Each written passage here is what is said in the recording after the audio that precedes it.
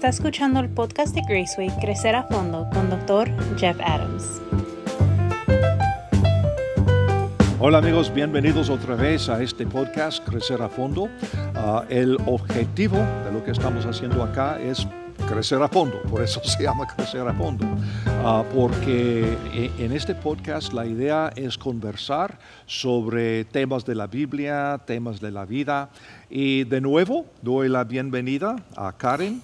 Karen, gusto de verte. Igualmente. Y siempre estamos hablando de esta carta que Pablo escribió a los Efesios. Sí, yo en las prédicas recientes que usted ha tenido en los podcasts, cuando usted hablaba de Pablo, hablaba también de lo que él creía, hablábamos de las mentiras que se cree, de las oraciones que él hacía. Usted citó un versículo que él escribe en Filipenses, cuando él dice que oremos con acción de gracias y que no estemos ansiosos. ¿Recuerdo la palabra? No, en español es diferente. En español dice, por nada estés afanosos. Afanoso. Ok, a mí me gusta la versión en inglés esta vez, por eso me confundí, porque cuando empecé también a leer la Biblia en inglés, decía, be anxious for nothing. Y a mí me impactó eso, porque actualmente hay mucha ansiedad. Y entonces empecé a leer algunos versículos o buscar algunos versículos, algunas palabras, y encontré también este salmo, ya hace tiempo, no recientemente, pero hace unos años encontré este versículo en Salmos 119, 28, que dice, se deshace mi alma de ansiedad, susténtame según tu palabra. Y entonces, como que volvemos a lo que siempre le digo, que a mí me sorprende, de verdad me impacta que la Biblia sea tan moderna. Es algo que yo no salgo de mi asombro, porque todos estos asuntos emocionales, ¿verdad?, por los que todos hemos pasado. Sería una hipocresía total decir, yo nunca he estado en ese punto bajo, en ese momento oscuro, en el cual he tenido un episodio de depresión, un episodio de ansiedad. Obviamente el objetivo es salir de ese episodio, ¿verdad? Cuando algo duro pasa en la vida, y ese es el reto siempre.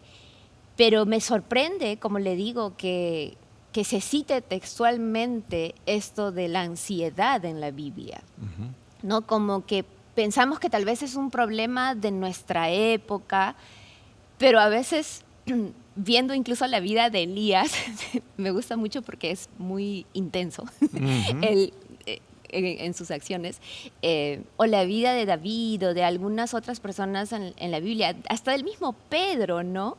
Que luego, claro, vemos a un Pedro maduro, pero me sorprende esto porque le digo, pastor, es algo que pasa tanto. Es algo que pasa tanto, y hay un tabú para hablar de esas cosas muchas veces en la iglesia. Con mucha razón dices esto, y es un buen punto.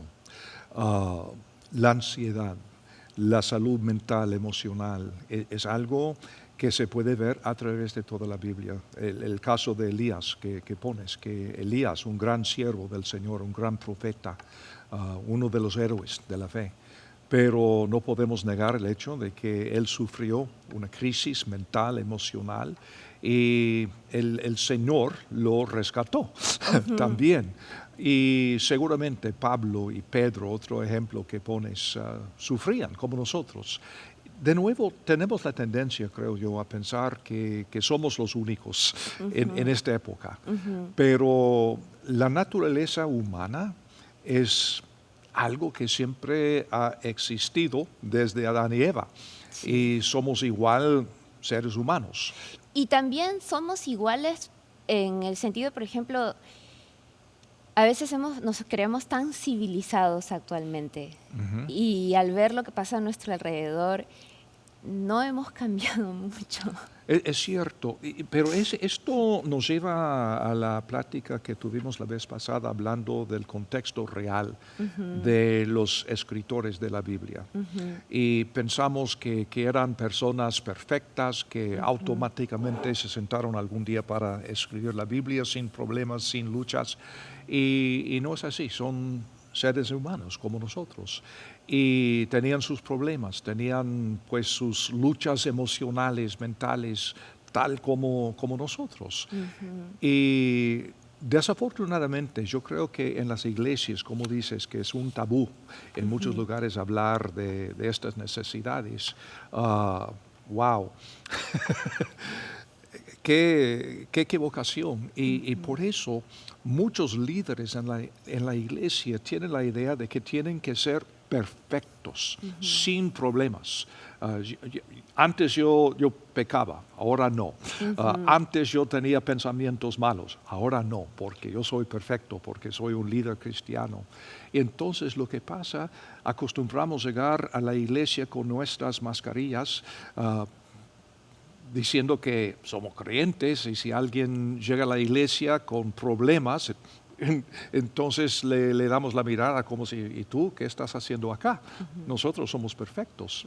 Pero este es el problema. Entonces, por eso, creo yo, tenemos tantos fracasos en la iglesia de líderes, problemas morales y todo esto, porque vivir con este estándar de perfección es un estrés imposible, que Dios jamás ha querido que tuviéramos, porque Él tomó todo esto en Cristo Jesús. Él quiere darnos una vida de gozo, y aunque haya sufrimientos, podemos sufrir con paz en el corazón. El caso mío, por ejemplo, tú sabes que pasamos muchos años en Centroamérica y pasamos por situaciones difíciles en Nicaragua y luego en El Salvador en aquellos años de los 70 y 80, cuando mucha guerra y todo esto. Y fue hasta 30 años después que mi señora y yo llegamos a concluir que estuvimos sufriendo de este síndrome de estrés postraumática, y buscamos ayuda profesional. Y qué bendición. Sí. No es no tener fe en Dios, al contrario, es tener fe en Dios para dar a ciertas personas la inteligencia para hacer avances en este mundo. Gracias al Señor que inventaron una vacuna contra COVID. Sí. Y entonces podemos decir, bueno, prefiero confiar en Dios. Y muchas veces somos como la persona que está allí en el mar hasta ahogarse y está orando, pidiendo un milagro, y el Señor dice, bueno, te mandé una barquilla, te envié un helicóptero, pero no quisiste mi ayuda. Sí, y lo que también me encantó fue cuando dijo que cuando oramos por otros, y también este mismo versículo lo dice, tenemos que tener acción de gracias, ¿verdad? Agradecer por la vida de otros, las oraciones que hacemos por otros, o incluso las oraciones que hacemos por nosotros mismos, tenían su fuente, dijo usted, en una actitud de agradecimiento.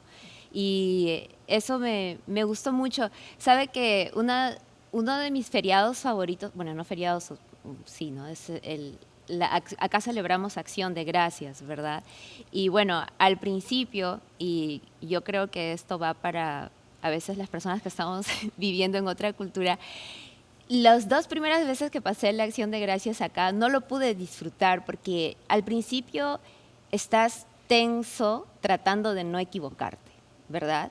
Entonces al principio yo decía, ¿qué hacen? ¿Cómo hacen? ¿Qué comen? ¿Qué es esto? ¿No? Y entonces primero siempre estás observando, pero también estás con esa tensión consciente, inconsciente, no lo sé, interna, de no me quiero equivocar, no quiero quedar en ridículo, cosas así. Y lo que me gustaba era que nos sentábamos todos alrededor de la mesa, y llegaba un momento en que con la familia de mi esposo, ¿verdad?, mis suegros, mis cuñados, perdón, incluso si había algún otro miembro de la familia, todos decían por qué estaban agradecidos. Y me encanta esa celebración porque es casi el equivalente de la Nochebuena de nuestra cultura por la cena en sí, Sí. y también porque existe esa actitud de gratitud. Y me gustó el significado, pero también me gustó que sentaba como el principio de la estación navideña, ¿no? Como que al empezar ese fin de semana, dejando de lado todo lo que tal vez la gente puede pensar del comercio que pasa en ese momento, sí, sucede, es innegable, pero si uno se concentra en eso en sí, es maravilloso, ¿no? Es como le digo, tal vez uno de mis feriados favoritos junto con el 4 de julio. y pero esa actitud de gratitud, esa acción de gracias, me encanta. Antes decías que prefieres la traducción inglesa en cuanto a ansiedad Sí, en vez de afanoso. sí. Pero en este caso te digo que a mí me encanta El el afán. español, Ajá. que dice acción de gracias. Sí, textualmente. Es una acción. Ujú, sí. Y cuando me das esta escena de la mesa y cada quien dando su gratitud, es una acción. No es simplemente una actitud y no es simplemente un pensamiento, Ok. sino actuando. Acción de gracias. Lo que Eso sí me gusta. Qué lindo lo que se relaciona con lo que hablamos en el podcast anterior de que qué importante es plasmar Exacto. lo que tenemos dentro, ¿verdad? Sí. Como tal vez mi abuelo me decía, estoy orando por ti, y lo plasmó en una carta y me dijo, estoy orando por ti. Y en la gratitud que usted dice, quiero agradecer, ¿no? Incluso acá se ponen como, me encanta porque a veces dicen, buscamos versículos que hablan de la gratitud y los ponemos alrededor de la casa, o la gente pone frases, ¿no? De que están agradecidos. O sea, es algo en movimiento. Ujú.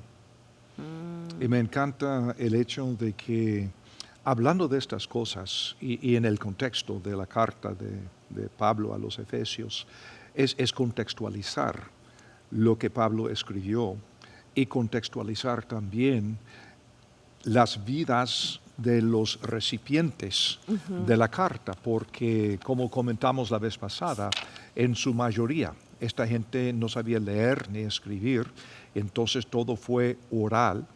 Y al contrario, el día de hoy tenemos la costumbre de ir a la Biblia y estamos hablando de, bueno, qué dice el griego y que esta doctrina, que la otra doctrina, y esta referencia que se puede comparar con la referencia. Y todo esto es importante, no quiero dar la impresión de que me estoy quejando. Solamente quiero decir que muchas veces en nuestro afán para ver los detallitos, ignoramos la superficie. Y en aquel entonces, cuando esta carta de Pablo llegó a la iglesia en Éfeso, y alguien estaba leyendo estas palabras oralmente, la gente escuchaba y no estaban preguntando, ¿y qué conexión tiene esto con la doctrina de la escatología o con esto, con el otro? Estaban escuchando palabras de un hombre sabio, un hombre espiritual, queriendo pastorearles y ayudarles con sus problemas como la ansiedad, como el afán, como, bueno, los La celos. depresión, mucha Exactamente. gente con la pandemia, esos problemas han recrudecido, ¿no? Así es. Son cosas que uno conversa con sus amigos diariamente, como le digo, las consecuencias se siguen viendo y han habido también problemas familiares, ¿verdad? Porque todos han estado ese tiempo encerrados en casa. Pero son cosas que pasan, ¿no? Pastor, usted dijo que a veces uno ora molesto. Sí, Es verdad, es cierto. es una gran verdad. Sí, a veces nos enojamos y a veces nos enojamos con Dios y tenemos que confesarlo, admitirlo. Sí, Y Dios está bien. podemos ver los salmos de David de David y otros más. y otro más. Exactamente. Dios, ¿qué te pasa? Sí. ¿Hasta cuándo? Sí, es cierto. A mí, la verdad que no me había pasado hasta tal vez los últimos años, ¿no? Que sí me sentí que el Señor se había burlado de mí.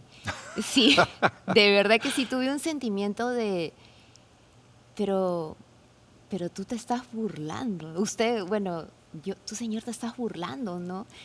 Y nunca había sentido eso, nunca había sentido eso y bueno, tuve que aprender a procesarlo, pero como usted dice, a ver que era normal, ¿no? Era normal sentir eso, pero lo importante, como siempre digo, es salir de eso, ¿no? Yo creo que otra vez en la iglesia tenemos la idea de que las emociones son malas y ya somos creyentes maduros, así que no somos afectados por las emociones. Las emociones son dones de Dios y en vez de negar las emociones, hemos de fijarnos en las emociones y hacernos la pregunta, ¿qué me está diciendo esta emoción? Estoy enojado. Entonces, ¿cuál es el problema? Estoy enojado, pero ¿por qué? ¿Y con quién? Sí. Y entonces esto es lo que Dios usa para señalar la raíz de la situación, el problema o lo que fuera. Sí, y yo me acuerdo que en esa época de lo que escribía más, porque era mi manera como, incluso empecé a hacer como en lugar de escribir en mi diario, escribía en unas hojas chiquitas, así, unos papeles de carta, y los escribía y los ponía dentro de un sobre, como que los iba a mandar al cielo, algo así, ¿no? Sí. Bueno, como le conté, era mi manera, ¿no? Pero fue algo muy doloroso en mi vida y entonces, no, como le digo, me sorprendió que jamás había tenido ese sentimiento y al pasarlo, pues tuve que aprender a pedir ayuda, a quedarme quieta también, como que fue muy saludable reposar, Y ¿no? llegamos a lo mismo, pensando en los salmos y lejos de Efesios, pero está bien. Pero los salmistas hacían lo mismo que tú haces, escribiendo sus emociones, sus pensamientos, sus oraciones. O sea, no se decían a sí mismos, bueno, hoy voy a sentarme a escribir una parte de la Biblia, sino que estaban escribiendo su reacción a Dios, a su palabra, a la vida y en muchos casos escribiendo poesía para luego poner música a la poesía y Sí. cantarlos. A veces pienso que no apreciamos el carácter literario de la Biblia en todas sus expresiones. Exactamente. Es hermoso, Sí. es hermoso. Encontramos cartas, poesías, diarios, crónicas, Biografías. leyes, biografías, exacto. Hay un tipo de tantos otros, ¿verdad? Sí. Es que por lo menos yo digo, si la gente no está interesada en leerlo desde el punto de vista de fe, por lo menos que lo lean desde el punto de vista literario, a ver si tal vez de ahí surge un otro interés, ¿verdad? Me No, acuerdo es que cierto. eso dijo un catedrático en nuestra facultad. Nos dijo, si no les interesa, por lo menos léanla como fuente de algunas leyes que ustedes pueden encontrar ahí y van a ver que es fascinante. Y yo me quedé Sí. sorprendida porque dije, wow, ¿cómo él nos puede estar diciendo esto a tantos estudiantes de Derecho? Y haciendo esta declaración, ¿no? O sea, me dije, qué bueno, o sea, me quedé gratamente sorprendida que un catedrático dijera eso, pero es verdad, la fuente de todo lo que contiene es impresionante. Sí, bien dicho, qué bueno. Sí, bien dicho por los que lo pueden decir. Pastor, mi última pregunta o mi último comentario sería, usted dijo que la esperanza es algo futuro, pero que uno lo vive como algo con la seguridad de que es presente. ¿Cómo dijo esa partecita? Bueno, el concepto de esperanza en la Biblia, y esto sí viene del significado de la palabra que se traduce esperanza en el castellano, en el griego. No es un ojalá, sino es una seguridad futura. Esta es mi esperanza. En el mundo de hoy decimos, expresamos duda. Bueno, yo espero que sí, pero dentro de... Es un tal vez. Es un tal vez, exactamente. Es un ojalá, posiblemente, tal vez, pero esta palabra esperanza en la Biblia habla de algo seguro, pero futuro. Por eso es esperanza. Esperamos la segunda venida de nuestro Señor Jesucristo. No hay duda en cuanto a la realidad de su venida. No sabemos cuándo, no sabemos cómo, pero sí es la esperanza que tenemos. Entonces, no hay duda, no hay un tal vez, es simplemente no sé cómo, no sé cuándo, pero tengo la firme esperanza que Cristo vendrá otra vez. Y creo que es algo que necesitamos mucho ahorita, porque incluso ir al mercado y ver los precios de todo lo que está pasando nos lleva nuevamente a creer las promesas del Señor, ¿no? Con todo lo que estamos viendo. Y también, bueno, quisiera terminar comentándole algo personal. Mi padre, como le dije, fue una persona que le gustaba mucho leer y le gustaba mucho conversar así íntimamente, ¿no? Con un café y visitaba. Teníamos unos tíos que vivían cerca, una de mis tías venía, también se sentaban juntos ellos, mi tía Rogelia con sus rosquitas y sus pancitos y conversábamos mucho. Él tuvo un derrame cerebral cuando yo tuve 16 años y quedó hemipléjico. Entonces, a través tal vez de eso difícil que le pasó, yo conocí su grandeza, porque tuvo muchas terapias para volver a caminar y todo eso, ¿no? Nunca recuperó su capacidad psicomotriz, pero sí avanzó mucho, progresó mucho. Y vivió 17 años después de ese derrame. Pero yo recuerdo, aparte de, como le digo, aprender de él esto de hacer pausas para conversar y leer y todo eso, su amabilidad, su grandeza, que cuando yo lo vi morir, yo comprendí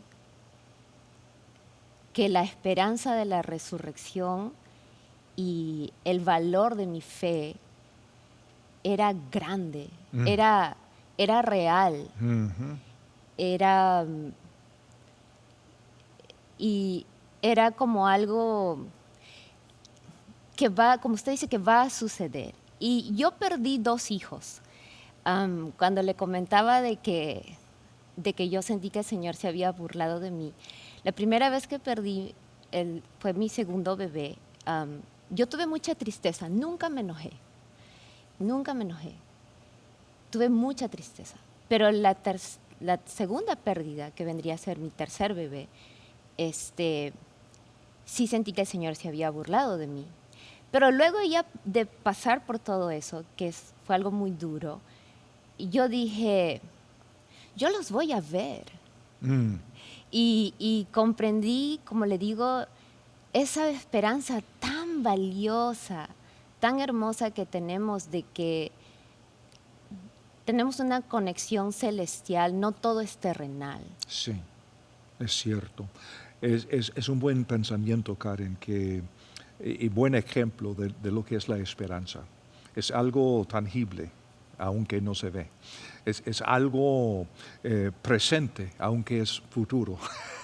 Y pues así es la fe nuestra. Es una fe de contradicciones aparentes, pero es una realidad. Y esta es la esperanza que tenemos. Por ejemplo, la Biblia habla mucho de que Dios nos salva. Ahora, en nuestra generación tenemos la tendencia a limitar esto al momento de depositar fe en Cristo Jesús para recibir la vida eterna. Seguro, sin duda, pero en la Biblia esto de que Dios nos salva es algo continuo. nos salva de nuestra tristeza, nos salva de nuestra depresión, nos salva de las circunstancias de la vida, nos salva continuamente. Como la gracia de Dios, la misma gracia que nos salvó, es la misma gracia que nos da poder para vivir. Así que muchas gracias. Qué fantástico, pues gracias Karen por acompañarme el día de hoy. Siempre vienes con estas preguntas que nos llevan por muchos lados, Sí. pero este es el propósito de Crecer a Fondo. No simplemente repartir información sobre la Biblia, sino aplicación y pensamiento y buena conversación y todas las cosas. Así que muchas gracias. Y gracias a ustedes también por acompañarnos. Y aquí estamos más o menos cada 8 días. Puedes suscribirte a Crecer a Fondo en cualquier lugar en donde buscas tus podcasts. Y entonces así puedes recibir avisos cuando haya salido un nuevo episodio. Y aquí los esperamos hasta la próxima vez.